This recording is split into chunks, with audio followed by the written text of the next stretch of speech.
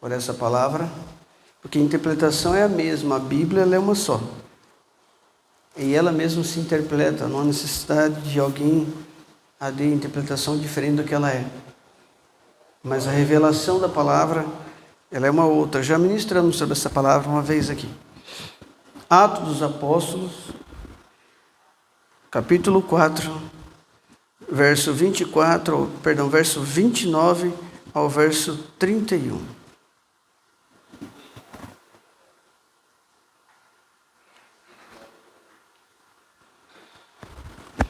Todos encontraram, amém? Vamos ler juntos, verso 29 em diante. Vamos continuar até o verso 35. Verso 29 ao verso 35. 1, 2, 3. Agora, pois, ó Senhor, olha para as suas ameaças e concede aos teus servos que falem com toda ousadia a tua palavra, enquanto estendes a mão para curar, e para que se façam sinais e prodígios pelo amor do teu santo Filho Jesus. E tendo eles orado, moveu-se o lugar em que estavam reunidos, e todos foram cheios do Espírito Santo e anunciavam com ousadia a palavra de Deus. E era o coração e a alma da multidão dos que criam, e ninguém dizia que coisa alguma do que possuía era sua própria, mas todas as coisas lhes eram comuns. E os apóstolos davam com grande poder testemunho da ressurreição do Senhor Jesus. Em todos eles havia abundante graça. Não havia, pois, entre eles necessitado algum, porque todos os que possuíam herdades ou casas, vendendo-as, traziam o preço do que fora vendido e o depositavam aos pés dos apóstolos, e repartia-se a cada um segundo a necessidade que cada um tinha. Amém? Oremos ao Senhor. Pai, em nome de Jesus Cristo, teu Filho, te agradecemos, Senhor, pela sua presença em nosso meio. É um privilégio recebê-lo, Pai, em nosso meio. Não temos palavras para te agradecer de tudo que o Senhor já fez, de tudo que o Senhor representa em nossas vidas. Tu és nosso Senhor, nosso Salvador. Sem ti nós não conseguimos e não fazemos e não somos nada, Senhor. Pai, sem ti nós não temos direção. Pai, o Senhor é e sempre foi a bússola para o perdido. O Senhor sempre foi, ó Pai, o socorro para o necessitado. O Senhor sempre foi, meu Pai, o pão para o faminto. Sempre foi a água para o sedento, e sempre será o Salvador para quem precisa ser salvo, o libertador para quem precisa de libertação. O Senhor, meu Pai, é o amor para aquele que foi abandonado. O Senhor é o remédio para o doente. O Senhor é o ar para quem respira. Pai, te peço em nome de Jesus Cristo, teu Filho, que nesta manhã, ó Senhor, saiamos daqui totalmente diferente da forma com que entramos, porque certamente o Senhor fará sinais, prodígios e maravilhas em nosso meio, e nada poderá impedir o teu operar na vida de cada um. Assim nós cremos, ó Pai, que o Senhor tem esta palavra para transformar vidas, e creio na salvação, na libertação, cura e na expulsão de demônios malignos que atormentam a vida de muitos. Então eu creio, ó Pai, que a obra de feitiçaria cai por terra. Eu creio, Pai, que toda enfermidade sairá dos corpos. Eu creio que almas escravizadas serão libertas e o teu nome será glorificado. Assim te agradecemos, te louvamos em nome de Jesus. Amém. Muitos deixam de receber milagres porque não sabem o que pedir. Muitos deixam de receber milagres porque não sabem como pedir. Muitos deixam de receber sinais e milagres porque não sabem quando.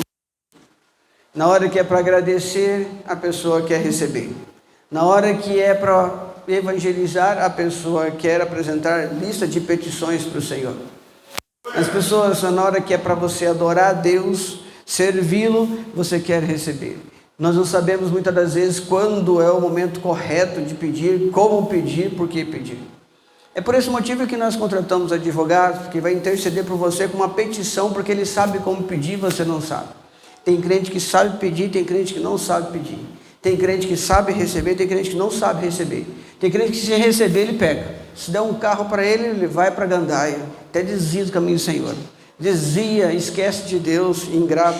Mas o que eu quero dizer para os irmãos aqui é que tudo que você faz que estiver fora da palavra de Deus, estará fora da vontade de Deus. Como nós já falamos aqui, palavra expressa o pensamento de Deus. Palavra expressa a vontade de Deus para nossas vidas. Então, se você não ora de acordo com a palavra, você não ora de acordo com a vontade de Deus. Se você não jejua de acordo com a palavra, você não jejua de acordo com a vontade de Deus. Tem pessoas que não têm no jejum a prioridade de glorificar a Deus. Jejua para poder fazer regime, jejua para, bem que eu estou precisando fazer um regime, já aproveitar e fazer um jejum. Sabe, tem pessoas que jejuam, que faz sacrifício para receber algo, e sacrifício, o jejum não é para você receber algo. Jejum é para você oferecer um sacrifício para Deus, é para Ele, não é para nós. Eu vou jejuar para Deus fazer tal coisa, jejuar pra... Seria muito fácil, eu fico em pecado e começo a jejuar todo dia, e aí minha alma não está salva e eu quero receber alguma coisa. Então, irmão, o que eu quero dizer para os irmãos é que tudo que você faz que estiver fora da palavra, e você faz, você aprendeu errado, infelizmente. Eu sinto muito te dizer, se alguém te ensinou, seja não sei de onde você veio, algum ministério, talvez ensinou errado, não sei. O que eu estou dizendo para você está aqui na palavra e eu provo para você. Tudo que você faz que não está centrado na palavra de Deus, porque foi a segunda coisa que chegou aqui na terra. Primeiro, o Espírito de Deus pairava sobre a face das águas. Depois o Senhor começou a expressar, haja luz, haja isso, haja mais aquilo, e as coisas começaram a existir. Então a segunda coisa foi a palavra. O Espírito já estava aqui, pairando sobre a face das águas. Então, irmãos, quando nós entendemos que Deus quer enviar a sua palavra, como diz em Isaías 55:11, a palavra que sair da minha boca não voltará para mim vazia, antes fará aquilo que me apraz e prosperará naquilo para qual eu enviei. Então a palavra, ela sai da boca de Deus, entra no ouvido de alguém, esse alguém é transformado, depois ele fala a palavra, o outro é transformado, fala para outro, o outro é liberto, vai falando e vai propagando essa palavra. Então a palavra de Deus é para ser ouvida e para ser falada. O sucesso de alguém aqui na terra, espiritualmente falando, depende do que você ouve e do que você fala da palavra de Deus. Os resultados que eu almejo, os resultados que eu espero, seja espiritual ou material, depende do como eu escuto a palavra e como eu falo a palavra. Então, irmãos, mensagem de hoje: o sucesso depende do que você faz da palavra. O seu sucesso depende do que você faz dela. Ela chegou até você, você obedece. Ela chegou até você, você submete. Ela chegou até você, você molda os seus comportamentos de acordo com ela. Quando a palavra chega, porque tem uns da Bíblia Sagrada que foram muito inteligentes. O centurião romano mesmo nem crente era, mas ele precisava que o seu criado fosse curado. O seu criado estava paralítico e violentamente atormentado, bem provável que endemoniado.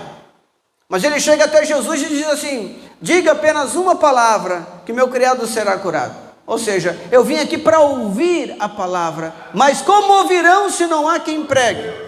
Como ouvirão se não há quem pregue? Nós sabemos que a fé vem pelo ouvir, ouvir pela palavra. A fé vem pelo ouvir, no grego, obedecer. A fé vem pelo ouvir, ouvir a pregação da palavra. Como ouvirão se não há quem pregue? Ninguém, minha família precisa ser salva. Ora por mim, irmão Nivaldo. Eu pergunto, você está pregando para sua família?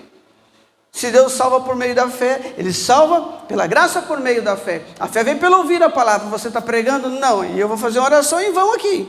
Eu posso até orar, não custa nada para mim fazer uma oração. Mas enquanto você não prega, crê no Senhor Jesus Cristo, será salvo tu e a tua casa. Como é que eles vão ter fé se não tem ninguém que prega? Então, por esse motivo, o que mais Deus quer é que as pessoas falem da palavra, seja pregando, ensinando, ministrando, o que você quiser chamar, preletor, pregador, missionário, evangelista, o que você quiser chamar, mas contando que você pregue, ouça e pregue, ouça e pregue. Essa é a principal vontade do Senhor para salvar as vidas, e eu e você somos o canal dele aqui na terra, os embaixadores e embaixatrizes de Deus aqui na terra, como mensageiro e porta-voz do Senhor para levar esta palavra aos corações. Então, aqui ele diz, ele poderia pedir muita coisa. Os apóstolos estavam sendo ameaçados de morte, estavam temendo morrer. Ele podia pedir assim: Senhor, conceda-nos proteção, envia uma comitiva de anjos, uma legião de anjos para nos cercar e nos proteger. Ele podia falar isso, mas não. Eu podia falar: Senhor, conceda-nos muito dinheiro, porque com muito dinheiro a gente consegue fazer uma grandiosa obra, e consegue mesmo. Eles poderiam pedir qualquer outra coisa, mas olha o que eles pedem: Senhor, olha as ameaças que nós estamos sofrendo. Conceda-nos ousadia para falar a tua palavra. Eles estão pedindo o que, irmãos? Que o Senhor nos concedesse para eles a capacidade, porque se você olhar no original da palavra ousadia, é uma ação destemida. Ousadia é uma ação destemida. Você chega a ser até um atrevimento. Ousadia é um destemor. Ousadia é audácia. Ousadia é coragem. Olha o que eles estão pedindo. Quem pregava era preso ou até morto.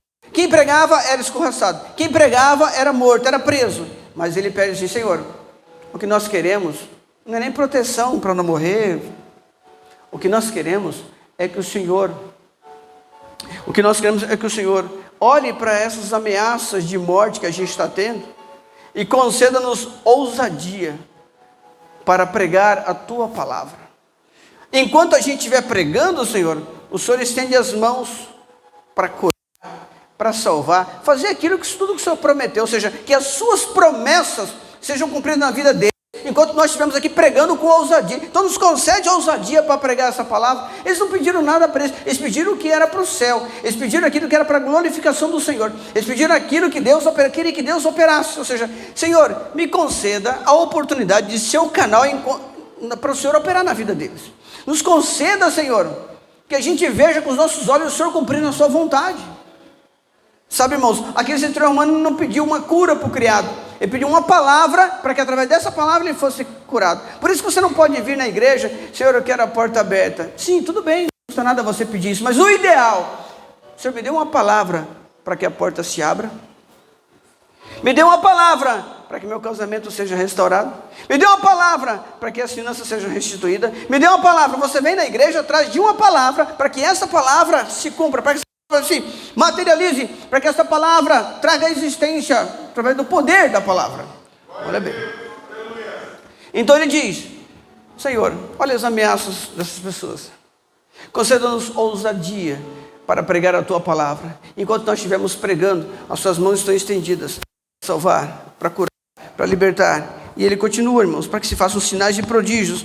Aí, tendo orado, moveu-se aquele lugar. Deus enviou um terremoto que moveu aquele lugar. Ou seja, Deus estava tão feliz com esse tipo de pensamento, com esse tipo de visão, com esse tipo de pensamento, com esse tipo de visão, com esse entendimento da vontade de Deus. Deus está tão feliz que Deus lançou um amor tão grande no coração deles, que eles eram tão unidos, juntos no partir do pão, sabe, juntos nas confraternizações, reuniões para adorar a Deus, que não havia necessitado entre eles, porque eles não deixavam. Eles juntavam os que tinham um pouco mais, dividia com quem tinha um pouco menos, quem tinha um pouco menos ajudava o outro a trabalhar, e todo mundo se ajudava. Não faltava remédio, não faltava sacolão, não faltava paz, não faltava alegria entre eles, não faltava amor, não faltava nada entre eles, porque eles se ajudavam, cada um naquilo que podia ajudar. Não tinha interesse, não tinha avareza, não tinha interesse próprio, não tinha, o interesse era comum, o que era de um era de outro também. Não que alguém ficava tomando a propriedade do outro, não que alguém ficava pedindo. Já teve pessoas que pediram sacolão, assim: eu te dou o sacolão, fica tranquilo. Aí eu peguei o endereço e fui lá. Quando cheguei lá, eu olhei, geladeira cheia, prateleira cheia, e pedi um sacolão na igreja. Sabe, irmão, não são pessoas com interesse, não são pessoas que pensam só no seu umbigo. Quando eles estão cheios, que a Bíblia diz que eles estavam orando, moveu-se aquele lugar, e eles foram cheios do Espírito Santo. Quem está cheio do Espírito Santo faz a vontade de Deus, não a vontade própria. Então, irmãos, entenda uma coisa: quando ele diz que perdoa, é porque ele vem para perdoar, porque ele falou: sem mim nada podereis fazer. Então, quando ele perdoa, ele se manifesta primeiro a sua presença para te perdoar, porque só ele pode dar perdão para nós, só ele pode nos perdoar. Quando ele diz que salva, é porque ele, o próprio Senhor, vem e salva pelo seu Espírito, mas ele vem. Irmãos, quando ele diz que, quando Deus diz que a sua palavra é eficaz, porque ele vem, entra em alguém que prega, manifesta a sua palavra, porque ela é eficaz. Irmãos, isso é porque a eficiência do que foi dito, a realização do que foi declarado, é o próprio Deus que faz acontecer. Então, irmãos, eu preciso entender que a palavra de Deus é a própria manifestação da presença de Deus. A palavra de Deus é a própria manifestação da presença e vontade de Deus, porque assim ele fala. Quando ele fala, acontece. E se não aconteceu, vira promessa, porque uma hora ele vai cumprir. Mas a promessa, você entende o que é promessa? Toda promessa é a palavra de Deus que um dia será cumprida. Vou repetir. Toda promessa é a palavra de Deus que um dia será cumprida. Se toda promessa é a palavra de Deus que um dia será cumprida, a promessa não é para quem quer. A promessa não é para quem quer. A promessa é para quem suporta o tempo da espera. A promessa é para quem não murmura enquanto ela não chega. A promessa é para quem tem direção e visão de Deus. A promessa é para aqueles que lançam a mão da arada e não olham para trás. A promessa é para aquele que não reclama na primeira prova que chega e fica murmurando. A promessa é para aquele que aceita duros preparos. Promessa para quem aceita duro preparo. Nosso povo recebeu uma promessa de uma terra que mana leite e mel, mas tinha que ser duramente preparado no deserto. E aquele que foi duramente preparado no deserto viu a terra, mas o restante que não foi duramente preparado, não aceitou o preparo, padeceu, ficou andando em círculo e morreu no meio do caminho. Promessa não é para qualquer um. Promessa para quem tem fé naquilo que Deus falou, naquilo que Ele prometeu. Adianta receber uma promessa e não crer na promessa? Irmãos, promessa é para quem sabe viver as etapas e os processos para chegar ao objetivo final. Promessa, irmãos, é para quem resiste o deserto do Senhor. Promessa é para quem está disposto a morrer para que ela se cumpra. Promessa como Maria fez. Maria, olha aqui Maria, disse o anjo Gabriel: Maria, você engravidará, conceberás, dará luz a um filho. Você não vai escolher o nome dele vai ser Jesus.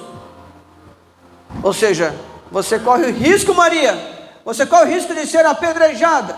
Você vai aparecer com barriga e eles vão querer te apedrejar. Ou seja, todos, inclusive Herodes, vai te perseguir, Maria. O que ela diz?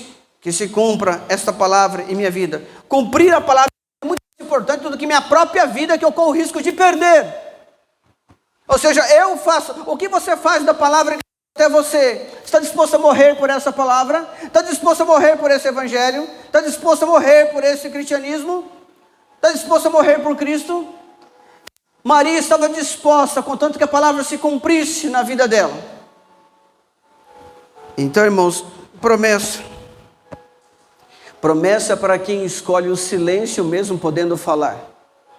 Promessa é a palavra que vai ser cumprida na sua vida, em que você escolhe o secreto para se preservar.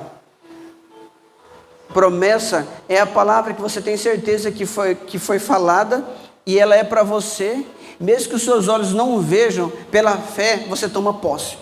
Irmão, para quem vence calúnias e perseguições, para quem vence injúrias e difamações, para quem não reage às afrontas, mas perdoa em vez de reagir às afrontas. Sabe, irmão José Osmar, para quem no meio de tudo isso não passa de um dia sequer sem sonhar com o cumprimento dela. Quem recebe promessa de verdade, porque assim, Deus prometeu para mim, mas quem recebeu a promessa não passa um dia sem sonhar com o cumprimento dela. Vive a realização dela. Irmãos, promessa de Deus. A minha oração é para que você completamente acredite nas promessas do Senhor. E toda hora Ele faz promessas. E ide por todo mundo e pregar, e que vai acontecer. Então você vai e prega, a promessa se cumpre. Promessas, elas são condicionais. Ele prometeu: clama a mim, responder-te-ei, anunciar-te-ei coisas grandes e firmes que não sabes. Ou seja, eu vou anunciar. A promessa é anunciar, mas você tem que clamar. E se invoca-me no dia da angústia, eu te livrarei e tu me glorificarás. Eu te livro, eu prometi te livrar, mas você me invocou? As promessas de Deus, elas são condicionais. Condicionais à nossa submissão, condicionais à nossa obediência. Tanto é que Deus prometeu para o povo, e o povo não chegou no deserto, não chegou na terra prometida. Por quê? Porque não cumpriu, não obedeceu, não submeteu. Promessa é para obediente, promessa não é para ímpio, promessa não é para desviado, promessa não é para quem está afastado, promessa é para quem está na carne, promessa é para quem faz a vontade de Deus. Então, irmãos, outro dia eu falei para os irmãos aqui, você pode questionar qualquer coisa que você quiser de um crente. Você pode questionar que esse crente é santarrão, você pode questionar que aquele crente ali quer aparecer, você pode questionar esse crente que ele, para que está vestindo assim, para a igreja está indo para uma festa? Pode questionar, não tem problema. Você pode questionar que esse crente não canta bem. Você pode questionar que ele não prega bem. Mas uma coisa eu digo, contra os fatos não tem argumento. Contra os fatos não tem argumento. Como eu vi aquela mulher grávida que perdeu o filho, o exame disse assim, ó, está morto. Vamos tirar daqui a 4 horas, vamos reunir a equipe médica para tirar o bebê que está morto. Irmã Raquel, todo mundo que era do Orvalho de manhã lembra disso. E eu queria falar com os médicos, cheguei lá, não estava dormindo, eu estava assistindo televisão, esperando chegar madrugada, reunir a equipe médica para tirar o feto, porque a ultrassom disse que o feto estava morto. Então, em 4 horas chegariam outros médicos, anestesistas, e eles iriam tirar o feto morto, porque deu eclâmpsia, ela perdeu o filho, e ela chorava de dor, mesmo tomando remédio, as dores não passavam. Aí fomos orar para Deus consolar ela. Quando pegou a mão da Beatriz, que era a filha dela, e colocou na barriga dela, Senhor, eu sei que você vai dar outro filho para ela, eu sei, conforta o coração dela. De repente ela, irmão Nivaldo, está mexendo. Olhava para o documento, o ultrassom que estava ao lado dela, dizendo, bebê morto, não tem mais sinal de vida, coração parou. E olhava para a barriga, via a barriga mexendo. Eu olhava para o ultrassom morto, olhava para a barriga mexendo. Pensei, um milagre. Aí eu te pergunto, o que os médicos tinham que fazer? Rasgar aquele documento? Não sei. O que eu sei é que contra esses fatos não tem argumento. Quem é que podia argumentar alguma coisa?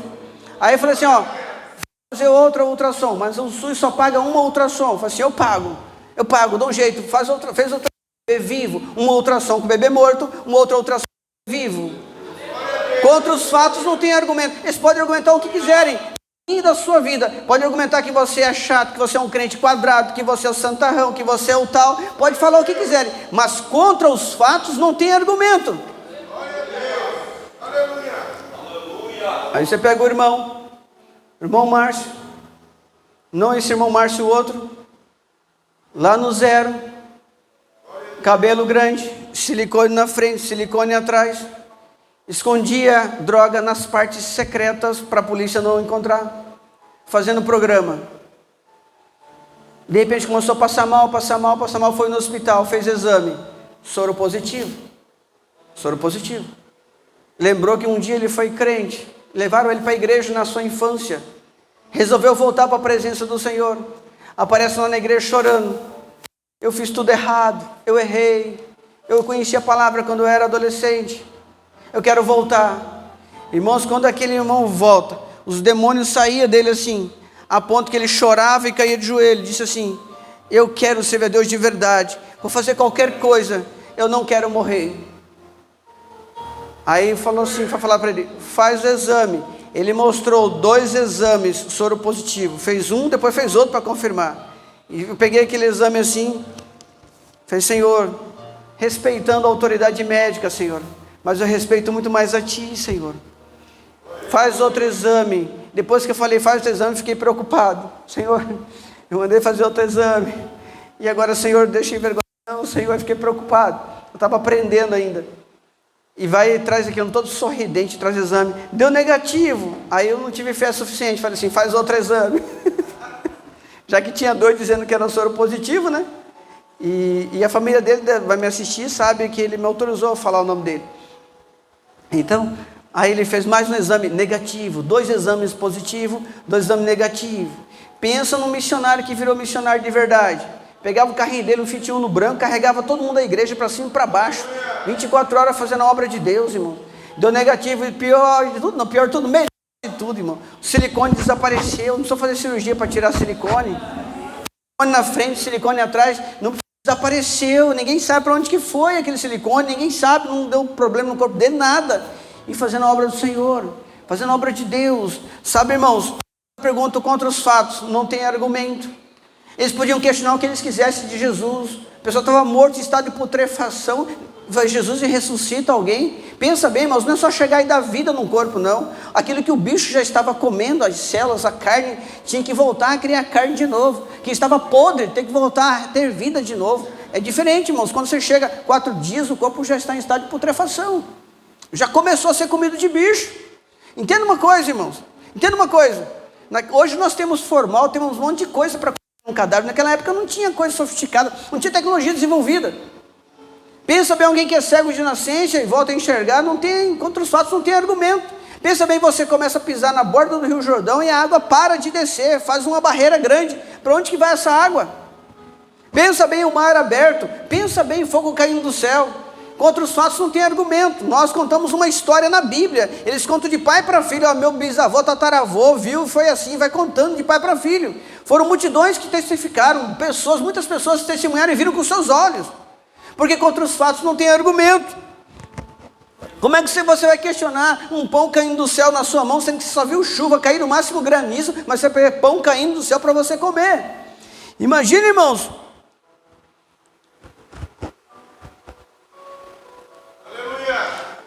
Tudo que ele fala, ele comprova que ele fala é verdade quando se realiza, para que o incrédulo possa ver e acreditar. Como questionar, duvidar de alguém que entra numa fornalha onde na história ninguém tinha sobrevivido? Não tem na história, na Babilônia, ninguém que sobreviveu a uma fornalha. Não tem na história da Babilônia ninguém que sobreviveu a uma cova de leões famintos. Irmãos, olha bem, como questionar quando um profeta faz apenas uma oração e vem fogo como se fosse um meteoro e cai justamente no holocausto que ele preparou para o sacrifício? Como explicar uma pessoa ressurreta que aparece na Jesus ressuscitou e muitos levantaram dos seus sepulcros? Não sei se eles chegaram lá nus, pelados, se eles chegaram com terra no ouvido, no nariz, mas bem provável que não, só tinham ossadas de mortos há muito tempo, que ressuscitaram junto com Jesus, saíram andando igual um zumbi no centro de Jerusalém. E até hoje eles contam isso. Não tem como explicar, não tem como justificar, não tem como fazer mais nada a não ser acreditar, porque eles viram, tocaram e conviveram com essas pessoas ressurretas. Irmãos, contra os fatos não tem argumento. Não tem argumento. Eles podem argumentar o que você fala, a sua pregação, eles podem argumentar o seu jeito, você tem cabelão, você tem calça social, você está de sapato para quê? Não há necessidade disso, por que vocês não vão de qualquer jeito? Questiona você o que você tem, questiona a sua família, eles podem questionar o que eles quiserem, mas contra os resultados, porque cristianismo é um evangelho de resultados. Se ele falou que ele salva, ele salva. Se ele falou que ele liberta, ele liberta. Se ele falou que transforma, ele transforma. Se ele falou que cura, ele cura. Como explicar uma pessoa andando sobre as águas? Como a ciência explica alguém andando sobre as águas? Como explicar inúmeros mortos que saíram da sepultura? Como explicar alguém que bebia o dia inteiro? E a ciência diz que a dependência química não tem cura. Nós temos que estão há 15, 20 anos sem beber. Como é que explica isso? Se a ciência diz que não tem cura? Nós temos que manter-nos orando a Deus até que os fatos se consumam. A maioria das vitórias do cristão em particular são as vitórias ganhadas na audiência de oração. Deus, ele sempre faz via de mão dupla. Ele fala com você pela sua palavra e recebe as suas palavras através da oração. Por isso que as suas palavras na oração têm que estar de acordo com as palavras dele para que ele possa ouvir. Sabe, irmãos? Às vezes, quando nós queremos falar com o Senhor, nós falamos através da sua palavra, de acordo com a sua palavra, porque ele envia a sua palavra até nós e nós devolvemos a palavra até ele.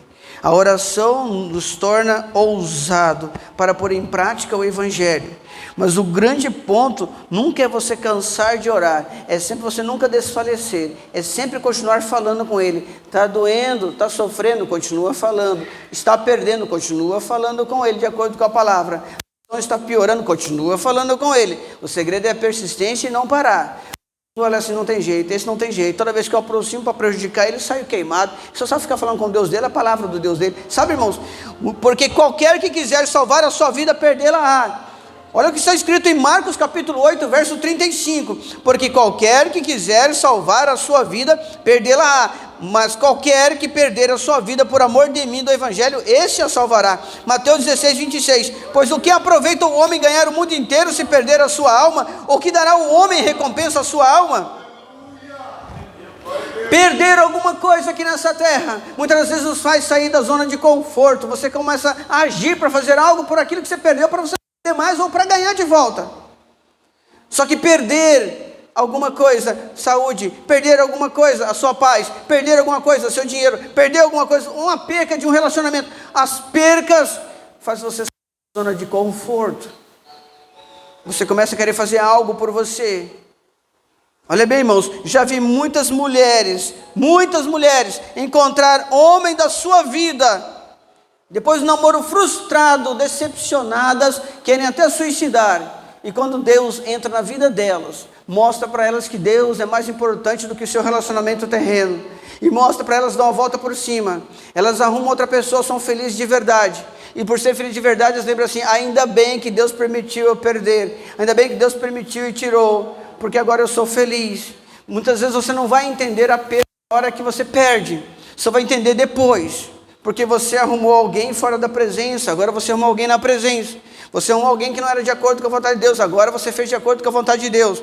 Nem toda perda é ruim, nem toda perda é negativa, nem toda perda em geral é prejudicial, nem toda perda Deus permite para alcançar os propósitos dele.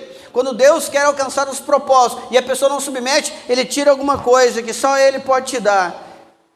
E aí não adianta você procurar cientistas, não adianta você procurar filósofos, procurar pessoas que vão fazer auditoria para resolver o seu problema empresarial. Não, quando é Deus que tirou, é Ele que permitiu, só Ele pode te dar de volta. Então você precisa entender uma coisa, entenda uma coisa: Deus não permite provação para você em vão. Todas as perdas que o Senhor Deus permite é com o propósito de atingir algo na sua vida, para que você possa reconhecer, para que você possa olhar para Ele, e você possa entender que só Ele pode te abençoar. Então, muitas perdas que Deus permite é para você ganhar algo melhor. Deus nunca tira algo de você sem te dar algo melhor. Se Ele permitiu, queria que você tivesse um ensinamento. Se Ele permitiu, é porque Ele queria algo de você, uma decisão, moldar você, estruturar, fazer você forte, guerreiro, preparar você para outras situações da sua vida. Temos que sair da zona de conforto, e se necessário for te quebrar, Ele vai te quebrar. Se for necessário for arder em você, vai arder. Se for necessário em você ser oprimido, você vai ser, porque quando Ele tem um propósito na sua vida, nada pode impedir o trabalhar do Senhor. Às vezes, para que você tenha grandes ganhos, algumas vezes, para você ter grandes ganhos, se for necessário grandes perdas. Veja a vida de Jó: grandes perdas, grandes ganhos. Sabe, irmãos, tem gente que se não perder, não ora. Tem gente que se não perder, não jejua. Se não perder, não lê a palavra. Se não perder, não vem para uma campanha como essa. O dia que você não precisar sofrer para buscar, fazer por alegria, fazer para Deus por prazer, fazer para Deus por servidão, fazer para Deus por fé, por amor, fazer para Deus, e nem perder para buscar, e nem perder para sacrificar, nem perder, aí você receberá.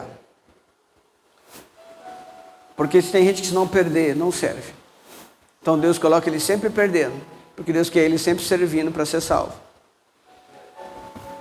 Uma fé independente, uma mente independente. Eu tinha uma fé totalmente independente. Um dia eu cheguei, novo convertido na igreja, sentei no banco de trás e fiquei pensando nos meus problemas.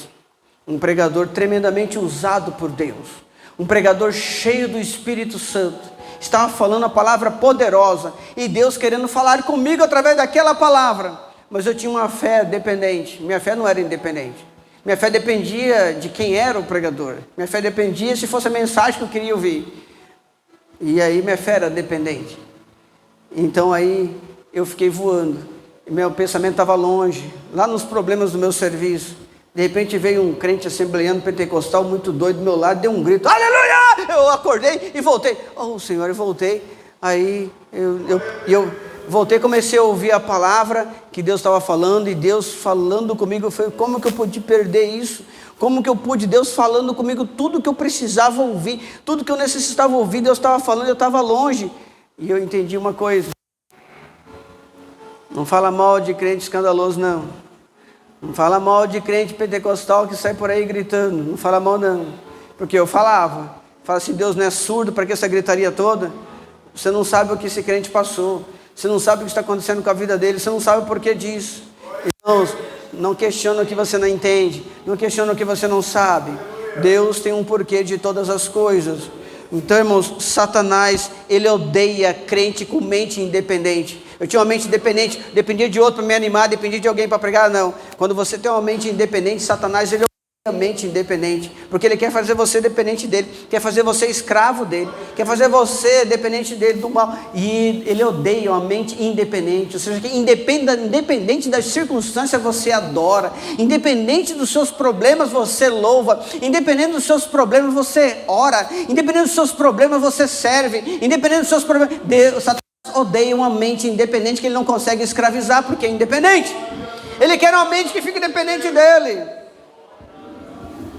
Não sei se eu vou lá na oração, quem é que vai pregar? Não sei se eu vou lá na campanha, quem é que vai louvar? Satanás odeia uma mente independente. Sadraque, Mesaque e Abednego, a fé deles não dependia das circunstâncias. Sadraque, Mesaque e Abednego, a fé deles não dependia da circunstância. Está ruim, está na fornalha ou fora da fornalha, está adorando. Está queimando fogo, não está queimando, está adorando. Está buscando a Deus, são fiéis. Josué, escravo, agora vai preso porque supostamente mexeu com a mulher de Potifar, nós sabemos que ele não fez isso, mas agora de escravo, era escravo ainda presidiário, fez obra dentro do presídio. A fé dele era independente das circunstâncias. Aquela menina que estava na casa de Naamã, o exército da Síria entrava em Israel, em Samaria, e tomou ela como escrava. Bem provável que os pais dela morreram na guerra e trouxeram, ela ficou órfã, bem provável, trouxe para a casa de Naamã. O que ela fez? Fez a obra na casa de Naamã. Se o meu senhor Naamã estiver diante do profeta que está em Samaria, certamente o Senhor restauraria da sua lei. Ou seja, fez a obra no momento que perdeu família, perdeu religião, perdeu cultura, perdeu tudo. Vou para outro país, uma outra língua, outra religião, mas não deixou de fazer a obra. Ou seja, é independente das circunstâncias. Nós temos que entender que somente Deus pode nos dar a visão correta para resolvermos nossas causas. Só a direção correta vem do Senhor. Muitas pessoas dizem assim aqui fora: sabe por que esse aqui teve sucesso? Porque esse teve força de vontade. Sabe por que aquele outro não teve sucesso? Esse outro não teve força de vontade. Se você tiver força de vontade, você deixa as drogas. Se você tiver força de vontade, você deixa o álcool. Se tiver força de vontade, você deixa a prostituição. Eu não concordo muito com isso, irmãos. O que é força de vontade? Força de vontade. Teve uma intensa vontade, uma vontade muito forte, determinada para fazer uma coisa. Mas eu acredito que a força de vontade vem depois que você aprende. Porque pensa bem, irmãos, força de vontade. Se a pessoa tem força de vontade, você pega um jovem que está nos maus caminhos, más companhias, imoralidade, um certo de comportamentos que não servem. Você pega um jovem e fala que ele tem força de vontade. Ele tem vontade de assistir Netflix, ele tem vontade de jogar, de brincar, de divertir, porque é o que ele aprendeu errado, então as vontades serão erradas.